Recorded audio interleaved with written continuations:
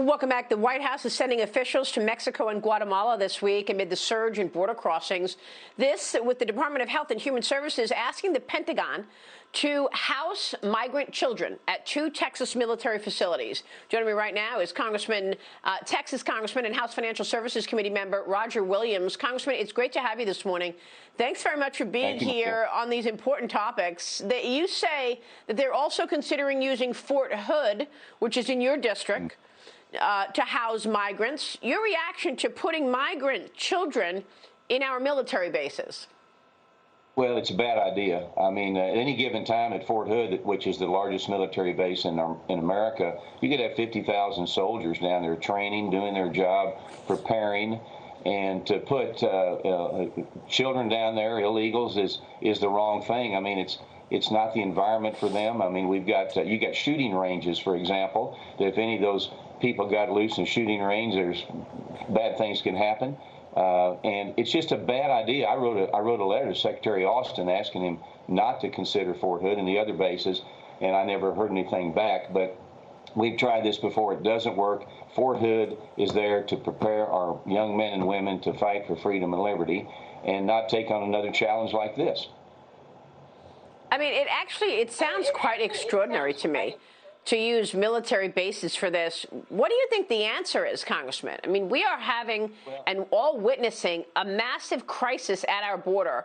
We're talking about thousands of people showing up every day to come in. There were stories this week that they were being sent into the interior of our country without a court date, so we don't know where they'll go, what they'll do. What does this mean in terms of the strain on our economy? It's very troubling. No, it's unbelievable what's happening down there, Maria. I've been going down to the border since '05 when I was Secretary of State, and this is the worst of Texas, and that's the worst I've ever seen it. And of course, we're just inviting these people in, willing to give them a vaccine. We don't check them for COVID. We're moving them into Dallas, for example. 3,000 people at the Kay Bailey Convention Center there. What the heck are we going to do with these people? I mean, we can just let them out. I mean, they're not going to add to the net worth of our country. What are they going to do? And they're going to take jobs and create real problems. And it never ends. I mean, you move them from one position to another position to another position. Like you say, there's no court dates. They're just being left out there. So it's a real problem. And the same thing would be with our military bases. So it's a disaster down there. And President Biden and his team, they need to get down there. That's the problem. Why have they not come down to see the problem they've created? Yeah, I mean, yesterday, Vice President Kamala Harris was asked about it, and she said she was laughing. Well, not today. She made a joke about it. And President Biden said, at some point, was his quote about that. Look, I think this is engulfing the entire agenda, but the agenda is also quite questionable. Let's talk about raising taxes to pay for another massive spending package. Treasury Secretary Janet Yellen spoke about this yesterday up on Capitol Hill. I'm going to play a little of that, get your reaction. Here's Janet Yellen. I think a package that consists of investments in people, investments in infrastructure, will help to create good jobs in the American economy, and changes to this tax structure will help to pay for those programs.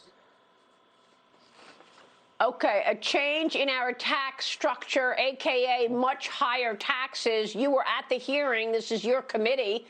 What did you hear, and are you expecting the administration to follow through on these proposals? That is, come out with a $3 trillion package that's infrastructure, climate change, and, well, it's really climate change, and then raise taxes significantly. Yeah, well, she's wrong on this one. I mean, they inherited the greatest economy we've seen in certainly my business career of 50 years.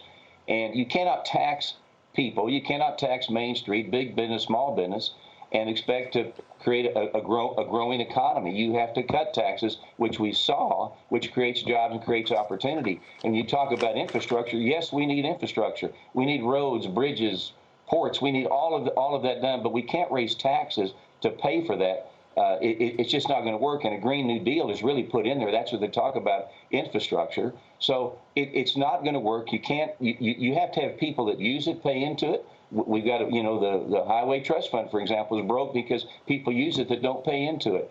But raising taxes will kill the economy, and it's just not going to pay for anything they want to pay for. And increasing taxes, I wouldn't vote for that anyway if that was their infrastructure package. But can they jam it through, Congressman, through reconciliation, or will you and your colleagues on the Republican side be able to stop this? Well, I would hope we can stop it. Of course, you know the numbers. We don't have the numbers in the House, and the Senate's got the tiebreaker in the Vice President. So it's evident the Democrats will do anything to get their agenda through. We have to fight it every way we can. I think there's actually some moderate Democrats in the House that would not vote for this either. But you don't know, because they are making the rules up as they go. They're breaking rules as they go. And this country is being affected the last 3 months like we haven't seen an attack on democracy ever, in my opinion. Well, that's why you got all the AGs and the governors fighting back. They're the last stand, right? They're the final, line of defense. Well, the AGs Real quick, are Bob Nardelli wanted to jump in. Go ahead, Bob. Yeah. Hey, Congressman Bob Nardelli, you and Maria have talked about two crises, immigration, taxes.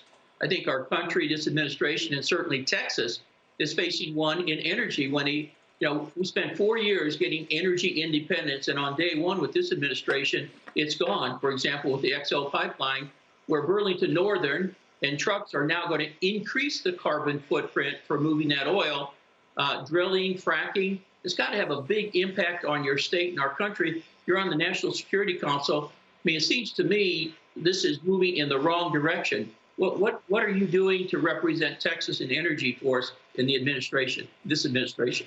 Well, real quick, Congressman. I mean, we're for an all-above approach. Fossil fuels is still the best. We're fighting that. It creates jobs, create good-paying jobs. Keystone Pipeline was a prime example of how you can destroy something. But we need to have all the above approach. We need trucks, we need trains, but we need pipelines too. And in Texas, that's what we do. We do it best, and we're fighting against the administration to have really basically we just have a all above approach. Let competition work and let the consumer decide. Yeah, Congressman, it's great to get your insight this morning. Thank you, sir. We'll see you soon. Thank Congressman you. Roger Williams, Okay. Stay with us. We'll be right back.